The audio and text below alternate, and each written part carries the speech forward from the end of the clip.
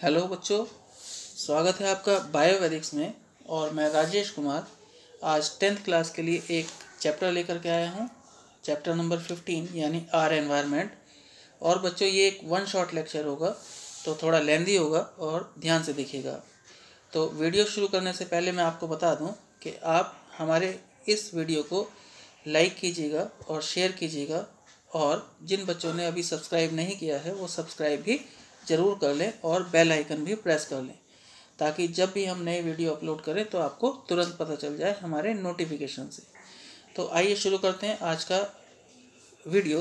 तो पहला टॉपिक है बच्चों इस चैप्टर में इकोसिस्टम एंड इट्स कंपोनेंट। तो इकोसिस्टम होता क्या है? An ecosystem consist of all the living organism in an area along with the non living component and there interaction. यानी किसी भी पर्टिकुलर एरिया में लिविंग ऑर्गेनिज्म का उसके नॉन लिविंग कंपोनेंट के साथ जो इंटरेक्शन है वो उस ऑर्गेनिज्म का इकोसिस्टम कहलाता है। यानी नॉन लिविंग और लिविंग ऑर्गेनिज्म का इंटरेक्शन किसी पर्टिकुलर एरिया में।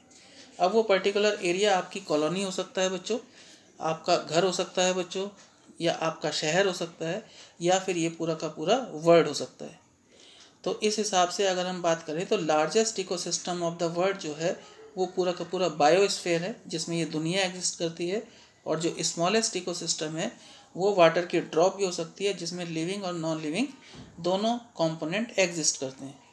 तो आगे बात करें बच्चों कि there are different types of ecosystem. Nature में अलग अलग तरह के इकोसिस्टम पाए जाते हैं। जैसे पहले नंबर पर है नेचुरल इकोसिस्टम, जैसे कि फॉरेस्ट है, डेजर्ट है, ग्रासलैंड है, माउंटेन है, पॉन्ड्स हैं, लेक है, रिवर है, ओशियन है। ये सब नेचुरल हैं, नेचुरली एग्जिस्ट करते हैं। और दूसरे होते हैं बच्चों आर्टिफिशियल इकोसिस्टम, जिन्हें मैन मेड इकोसिस्टम भी कहते हैं। जैसे कि हम अपने घरों में गार्डन बना लेते हैं या पार्क बना लेते हैं अपने पास में। क्रॉप फील्ड जो खेती होती है वो भी अपने आप में एक इकोसिस्टम है। एक्वेरियम इकोसिस्टम है और जू एक इकोसिस्टम है।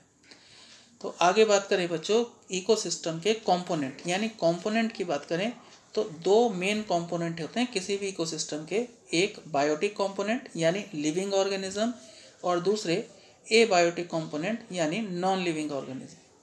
तो इसमें बच्चों जो बायोटिक कंपोनेंट को पहले डिटेल ले लेते हैं हम यहाँ कि these are the living components like plants, animals and micro organism, and they consist of producers, consumers and decomposers. अब ये प्रोड्यूसर्स, कंज्यूमर और डिकम्पोजर्स क्या होते हैं ये आगे देखिए आप कि प्रोड्यूसर्स होते हैं बच्चों जो ग्रीन प्लांट्स होते हैं, which produce food by the photosynthesis. यानी वो ऑर्गेनिज्म जो लाइट की हेल्प से यानी सनलाइट की प्रेजेंस में अपना फूड प्रोड्यूस करते हैं। जैसे कि ग्रीन प्लांट्स वो सभी के सभी प्रोड्यूसर्स होते हैं क्योंकि वो प्रोड्यूस करते हैं। और फिर बच्चों दूसरे होते हैं कंज्यूमर्स। कंज्यूमर्स वो ऑर्गेनिज्म होते हैं जो इन ग्रीन प्लांट पे यानी प्रोड्यूसर्स पे डिपेंडेंट होते हैं, यानी ये हर्बीवोरस होते हैं। और ये जो ऑर्गेनिज्म है हर्बीवोरस, ये अपना फूड गेट करते हैं डायरेक्टली फ्रॉम प्लांट्स। और carnivorous which get their food indirectly from the plants. और ऐसे ऑर्गेनिज्म जो अपना फूड इनडायरेक्टली प्लांट से प्राप्त करते हैं उन्हें कार्निवोरस कहते हैं। और दूसरे कंज्यूमर होते हैं omnivorous which get their food directly और इनडायरेक्टली फ्रॉम द प्लांट। यानी पहले नंबर पर तो आ गए हर्बीवोरस बच्चों। हर्बीवोरस होते हैं जो केवल प्लांट खाते हैं और कुछ नहीं खाते। फिर कार्निवोरस होते हैं जो केवल एनिमल खाते हैं, लेकिन वो उन एनिमल्स को खाते हैं जो प्लांट खाते हैं, यानी कार्निवोरस भी इनडायरेक्टली प्लांट पे डिपेंडेंट हो गए। और तीसरी कैटेगरी होती है ओमनिवोरस की, और ओमनिवोरस वो ऑर्गेनिज्म होते हैं जो प्लांट और फूड दोनों को कंज्यूम करते हैं, जैसे कि ह्यूमन बीइंग ओमनिवोरस हैं। फिर तीसरा कंपोनेंट आया बच्चों डीकम्पोजर्स, और इसमें आते हैं माइक्रो ऑर्गेनिज्म एंड फंजाई।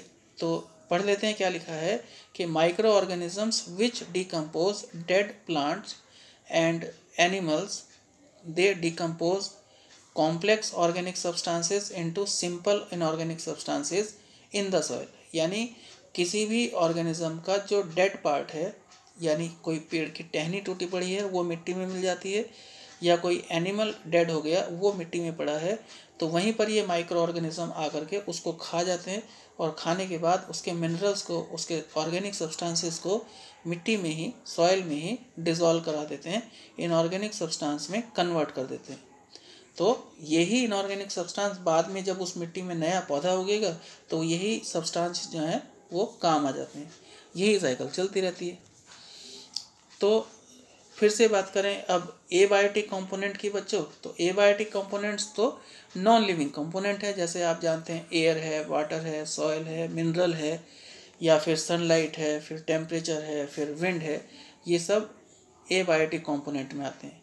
यहाँ पर मैंने दिखा दिया, आप लिविंग और नॉन लिविंग यानी बायोटिक और एबायोटिक में थोड़ा डिफरेंस देख सकते हैं। यहाँ लिविंग में प्रोटिस्ट आ गए हैं, प्लांट आ गए हैं, एनिमल्स, फंगस, बैक्टीरिया, और नॉन लिविंग में बच्चों वाटर, सॉयल, एयर, मिनरल और लाइट आ गई। फिर अगला टॉपिक है बच्चों आपके चैप्टर में फूड चेन। बच्चों जो फूड चेन है is the flow of food energy from one organism to the next organism and to the next organism to the other next organism and so on. यानी जब कोई organism किसी दूसरे organism को खाता है तो उससे वो एनर्जी गेट करता है। जैसे आप यहाँ नीचे देख पा रहे हैं, ग्रास को खाया इंसेक्ट्स ने, और इंसेक्ट को खाया फ्रॉग ने, और फ्रॉग को खाया स्नेक ने। तो अगर हम यहाँ पर इसका थोड़ा डिटेल लें तो ग्रास यहाँ पर बच्चों प्रोड्यूसर है, insect primary consumer, frog secondary consumer, और स्नेक जो है वो टर्शरी कंज्यूमर है। इसी तरह से दूसरा एग्जांपल लेते हैं कि ग्रास को खाया मॉथ ने, मॉथ को खाया है फ्रॉग ने, और फ्रॉग को खाया है स्नेक ने, और स्नेक को खाया है हॉक ने यानी बाज ने। तो इसमें डिटेल ले लेते हैं। तो यहाँ पर ग्रास जो है वो प्रोड्यूसर हो गई, moth primary consumer, frog secondary consumer, snake tertiary consumer, and hawk जो है वो क्वार्टनरी कंज्यूमर। अब आपको यहाँ से ये भी आइडिया लग गया होगा कि जब हमने पीछे अभी कंज्यूमर पढ़े थे तो कंज्यूमर के टाइप्स होते हैं। यानी प्राइमरी कंज्यूमर जो फूड चेन में पहले नंबर पर आएगा, सेकेंडरी कंज्यूमर जो दूसरे नंबर पर आएगा, और टर्शरी कंज्यूमर जो तीसरे नंबर पर आएगा, और क्वार्टनरी कंज्यूमर वो जो चौथे नंबर पर आएगा। चार ही होते हैं। लोग क्वार्टनरी कंज्यूमर को टॉप कंज्यूमर भी कहते हैं, ये बात आप याद रखिएगा। फिर ये एग्जाम्पल आ गया फूड चेन का। इसमें आप देख सकते हैं कि इसकी स्टार्टिंग कहाँ से हो रही है। ऑब्वियस सी बात है कि प्लांट से हो रही है, फिर हर्बीवोरस आ गए हैं, फिर कार्निवोरस आ गए हैं, फिर कार्निवोरस आ गए हैं, और फिर कार्निवोरस आ गए। तो इस तरह से फूड चेन एक सिंपल टॉपिक है, ये आप जानते हैं, लेकिन हमने यहाँ पर आपको थोड़ा डिटेल दे दिया। फिर एक और टॉपिक है फूड वेब बच्चों। तो food web is a group of several interconnected food chain. यानी फूड वेब अपने आप में कुछ नहीं है, फूड वेब तो एक complex form of food chain है। और in a food web an organism gets food from more than one group of the organism. यानी कोई भी एक जो ऑर्गेनिज्म है वो फूड के लिए एक से ज़्यादा ऑर्गेनिज्म पर डिपेंडेंट होता है। ये देखिए आपको एक कॉम्प्लेक्स फूड वेब दिखाई दे गई होगी। यानी प्लांट को खाने वाले कितने लोग हैं, यहाँ पर चार दिख रहे हैं। पहले नंबर पर इंसेक्ट आ गया, मॉथ आ गया, बीटल, दूसरे नंबर पर ग्रास हॉपर है, फिर तीसरे नंबर पर फिर मॉथ है, फिर चौथे नंबर पर फिर कोई एनिमल है, फिर उसको, ये सब इंटरकनेक्शन जो है फूड चेन का, इसी को ही तो फूड वेब कहते हैं। फिर एक और टॉपिक है आपके चैप्टर में बच्चों ट्रॉपिक लेवल। और ट्रॉपिक लेवल होता क्या है कि each step in a food chain, यानी फूड चेन में आने वाला हर स्टेप जहाँ पर ट्रांसफ़र ऑफ फूड एनर्जी हो रही है उसे ट्रॉपिक लेवल कहते हैं। यानी फर्स्ट ट्रॉपिक लेवल कहाँ पे आएगा बच्चों कि जहाँ पर प्रोड्यूसर्स पाए जा रहे हैं। यानी first trophic level consist of producers. फिर सेकंड ट्रॉपिक लेवल कहाँ पे आएगा बच्चों, जहाँ पर प्राइमरी कंज्यूमर पाए जा रहे हैं। यानी जो प्राइमरी कंज्यूमर है वो प्रोड्यूसर को खा रहा है, तो वो सेकंड ट्रॉपिक लेवल का ऑर्गेनिज्म हो गया। फिर थर्ड ट्रॉपिक लेवल कहाँ पर है, जहाँ पर सेकेंडरी कंज्यूमर। यानी एग्जाम्पल लें, फर्स्ट ट्रॉपिक लेवल का एग्जाम्पल आ गया प्लांट, सेकेंड ट्रॉपिक लेवल का एग्जाम्पल आ गया बच्चों डियर, और थर्ड ट्रॉपिक लेवल का एग्जाम्पल आ गया डियर को खाने वाला शेर यानी लायन। अब अगर यहाँ पर हम देखें फोर्थ ट्रॉपिक लेवल, तो यहाँ पर टर्शियरी कंज्यूमर। अब अपने सारे एग्जाम्पल बदल लेते हैं, यानी फर्स्ट ट्रॉपिक लेवल तो प्लांट ही रहेगा, प्रोड्यूसर है। प्लांट को खाने वाला सेकंड ट्रॉपिक लेवल पे आ गया आपका रैबिट। रैबिट को खाने वाला थर्ड ट्रॉपिक लेवल पे आ गई वॉल्फ यानी भेड़िया। और फिर वॉल्फ को खाने वाला फोर्थ ट्रॉपिक लेवल पे आ गया टाइगर। तो यानी ये आपको जैसे ही ये जो ट्रांजिशन होगा आपके फूड चेन में, वैसे ही ट्रॉपिक लेवल चेंज हो जाएगा ऑटोमेटिकली। तो since the transfer of food energy decreases at every trophic level और the number of trophic level are limited and do not exceed 4 और 5। तो ट्रॉपिक लेवल का जो नंबर है वो 4 या 5 से ज़्यादा नहीं होता, और जैसे जैसे ट्रॉपिक लेवल आगे बढ़ता जाता है वैसे वैसे एनर्जी का डिक्रीमेंट जो है वो होता जाता है। फिर बच्चों एनर्जी फ्लो की बात करें, ट्रॉपिक लेवल में फ्लो ऑफ एनर्जी कैसे होता है।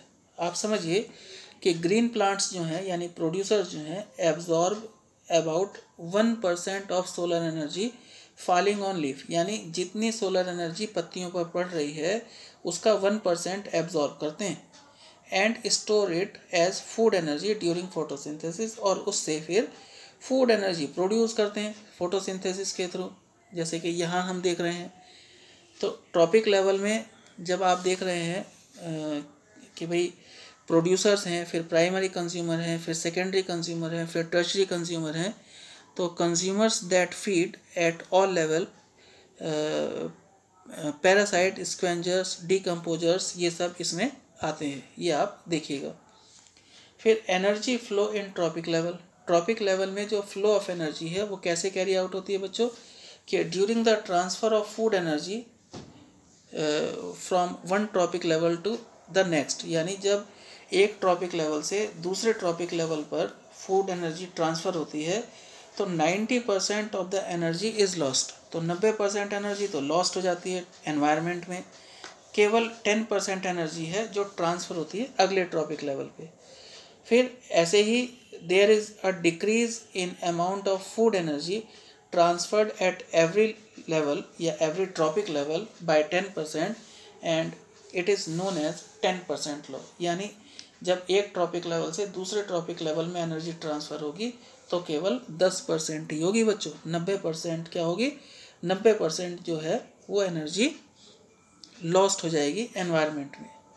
और फिर बात करें, एक नया टॉपिक है आपके लिए बायोलॉजिकल मैग्निफिकेशन, जिसे हम बायो मैग्निफिकेशन भी कहते हैं बच्चों, के इसमें होता क्या है कि harmful chemicals like insecticide, pesticides which are used to protect crop, जो हम अपनी क्रॉप को बचाने के लिए, उसको सुरक्षा रखने के लिए, प्रोटेक्ट देने के लिए इस्तेमाल करते हैं केमिकल्स, जैसे इंसेक्टिसाइड और पेस्टिसाइड। तो ये इंसेक्टिसाइड और पेस्टिसाइड जो हैं एब्जॉर्ब कर लिए जाते हैं प्लांट के थ्रू और ये फूड चेन में एंटर हो जाते हैं।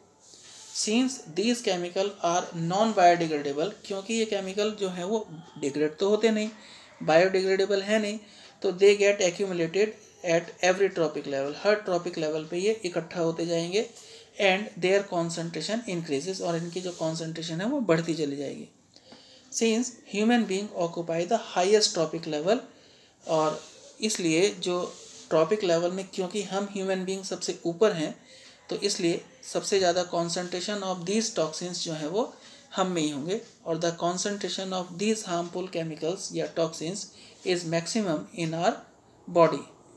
तो आप समझिए कि the increase in concentration of harmful chemical in body of organism at higher trophic level is called the biological magnification. इसी को बायोलॉजिकल मैग्निफिकेशन भी कहते हैं। आप यहाँ डायग्राम से समझ सकते हैं बच्चों कि जैसे क्रॉप प्लांट्स हैं, क्रॉप प्लांट्स को अगर हमारे कैटल फीड खाएंगे या एनिमल खाएंगे और फिर वो एनिमल्स जो हैं कैटल फीड जो हैं उनका मिल्क प्रोडक्ट हम इस्तेमाल करते हैं, हमारी मदर्स इस्तेमाल करती हैं, और फिर मदर के मिल्क को फीड करता है उस मदर का बालक यानी उसका चाइल्ड। तो कहीं ना कहीं जो एक्यूमुलेशन है वो पहले प्लांट से गया काऊ में, काऊ से गया हमारी मदर में, और हमारी मदर से आया हम में, और ऐसे ही फिर ये अगली जनरेशन में कैरी आउट होगा। तो इस वजह से जो ह्यूमन बीइंग है वो सबसे ज़्यादा ये हार्मफुल सब्सटेंसेस कैरी करते हैं इनमें फूड चेन में सबसे ज़्यादा कॉन्सेंट्रेशन इन हार्मफुल केमिकल की ह्यूमन बीइंग के पास ही होती है। ये एक और एग्जांपल है, ये है एक्वेटिक सिस्टम का, यानी अगर वाटर में DDT एग्जिस्ट करती है 0.000003 पार्ट्स पर मिलियन, तो बच्चों ये पार्ट्स पर मिलियन का जो क्वांटिटी है ये जू प्लैंकटन में जाएगा और इसकी कॉन्सेंट्रेशन देखिए कितनी बढ़ गई, ये हो गया 0.04 पार्ट्स पर मिलियन। फिर स्मॉल फिशेस में गया तो इसकी क्वांटिटी हो गई 0.5 पार्ट्स पर मिलियन, और फिर ये DDT लार्ज फिशेस में पहुंचेगा और वहाँ पर इसकी क्वांटिटी हो गई बच्चों 2 पार्ट्स पर मिलियन। और जब इस बड़ी फिश को कोई ऊपर से ईगल आकर के खाएगा तो उसमें जो इस DDT की कॉन्सेंट्रेशन है वो 25 पार्ट्स पर मिलियन हो जाएगी, यानी ये कॉन्सेंट्रेशन लगातार बढ़ती चली जाएगी जैसे जैसे फूड चेन प्रोसीड आउट होगी। फिर बच्चों अगला टॉपिक है आपके पास human activities affect the environment, यानी इंसान के द्वारा किए गए ऐसे काम बताइए जो एनवायरनमेंट को अफेक्ट करते हैं। तो पहला काम तो हमारा है बच्चों, यानी हमने जो इस एनवायरनमेंट को नुकसान दिया वो काम है हमारा depletion of ozone layer in the atmosphere. हमने इस एटमॉस्फेयर की ओजोन लेयर को डिप्लीट किया हुआ है, यानी ozone molecule contain 3 oxygen atom structure की बात करें तो, और at higher level in atmosphere के ऊंचे लेवल पे यूवी रेडिएशन जो है वो स्प्लिट हो जाती है। UV radiation splits some oxygen molecule into free oxygen atom which combines with oxygen molecule to form ozone, यानी एटमॉस्फेयर में ऊपर की तरफ जो हमारी ऑक्सीजन है वो स्प्लिट हो जाती है और जो O2 मॉलिक्यूल है वो कन्वर्ट हो जाता है O+O में, और फिर जो वहाँ पर ऑलरेडी एग्जिस्टेड ऑक्सीजन है यानी O2 है वो O के साथ मिल करके बनाता है ओजोन यानी O3। तो O3 जो है उसका नेचर जो है वो हाईली पॉइजनस है बच्चों। और फिर आगे बात करें कि जो ओजोन लेयर है present in the lower layer of the stratosphere के लोअर लेयर में या लोअर रीजन में पाई जाती है। इसका जो हाइट है वो 15 to 35 kilometre above the earth है, ये आप ध्यान रखिएगा। और it protect the earth from the harmful UV radiation from the sun, यानी सन से आने वाली जो यूवी रेडिएशन है उसको प्रोटेक्ट करती है ये ओजोन लेयर। और UV radiation causes skin cancer in human. तो जो यूवी रेडिएशन है बच्चों वो हमारे लिए कई तरह से खतरनाक है, और यहाँ पर जो मेन कॉज दिया है कि ये हमें स्किन कैंसर तक कॉज कर सकती है यूवी रेडिएशन। फिर आगे बात करें कि the ozone layer is being damaged by the use of chemicals like chlorofluorocarbon. तो CFC एक केमिकल है जो यूज़ होता है हमारे रेफ्रिजरेटर में और फायर एक्सटिंग्विशर में, और ये जो क्लोरोफ्लोरो केमिकल है ये उस ओजोन लेयर को डैमेज करती है, उसको नुकसान पहुंचाती है। So the use of CFC is now being reduced to protect the ozone layer. अब आजकल कोई CFC का प्रयोग नहीं करता, CFC का यूज़ नहीं करता, इसके जगह कुछ और ऑल्टरनेटिव आ गए। फिर एक और इफ़ेक्ट हम डालते हैं इस एनवायरनमेंट में, और ये है managing the garbage we produce, यानी जो कूड़ा करकट हम प्रोड्यूस करते हैं उसको मैनेज करना हमें बहुत ज़रूरी है अगर हम इस एनवायरनमेंट को बचाना चाहते हैं। तो the household waste is called the garbage. तो जो भी घर से निकलने वाला वेस्ट प्रोडक्ट है उसे हम गार्बेज कहते हैं, यानी कूड़ा करकट वही है। और some of the garbage is biodegradable and some are non biodegradable. ऐसा भी हो सकता है कि कोई तो ठीक है बायोडिग्रेडेबल है, नष्ट हो जाएगा, लेकिन कोई कोई ऐसा गार्बेज भी होता है जो नष्ट नहीं हो सकता। और गार्बेज जो है generally causes the air pollution, water pollution and soil pollution and it should be disposed properly. तो इसको डिस्पोज्ड हमें प्रॉपर तरीके से करना चाहिए। फिर आगे बात करें some methods of garbage disposal are, यानी गार्बेज को डिस्पोज करने के कुछ मेथड्स हैं बच्चों। जैसे पहला मेथड है लैंडफिल्स, यानी आप किसी बड़े से गड्ढे में जो कूड़ा करकट है गार्बेज है उसको डाल करके वहाँ की ज़मीन में भर दीजिए। ये तरीका तो लोग इस्तेमाल करते हैं, लेकिन ये कहीं ना कहीं उस जगह की सॉइल की जो फर्टिलिटी है उसको लॉस कर देता है। लेकिन फिर भी हमारी मजबूरी है, हमें लैंडफिल का यूज़ करना पड़ता है। फिर एक और प्रोसेस है रिसाइकलिंग का, यानी जितना भी गार्बेज है उसमें से अगर कोई रिसाइकलेबल गार्बेज प्रोडक्ट है तो उसको फिर वहाँ से उठा करके एक प्रोसेस के तहत उसको रिसाइकल किया जाता है, उसको दूसरे यूज़ में किया जाता है। फिर एक और प्रोसेस होता है, उसे कहते हैं हम इंसिनरेशन। और इंसिनरेशन कुछ नहीं है बच्चों, ये एक तरह की भट्टी है। इसमें जो भी गार्बेज होता है उसको जला करके नष्ट कर दिया जाता है, समाप्त कर दिया जाता है।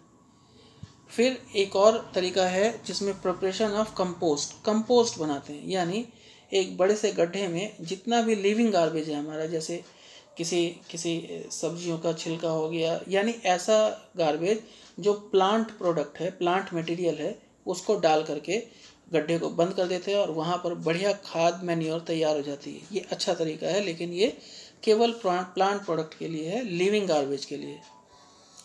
फिर production of biogas and manure, इसमें भी जो बायोगैस प्रोडक्शन है, यानी जो गोबर से यानी एनिमल डंग से बनने वाली गैस है उसको यूज़ करते हैं। इससे भी गार्बेज जो है वो काफ़ी मैनेज हो जाता है और इससे मैन्योर यानी खाद भी बनती है।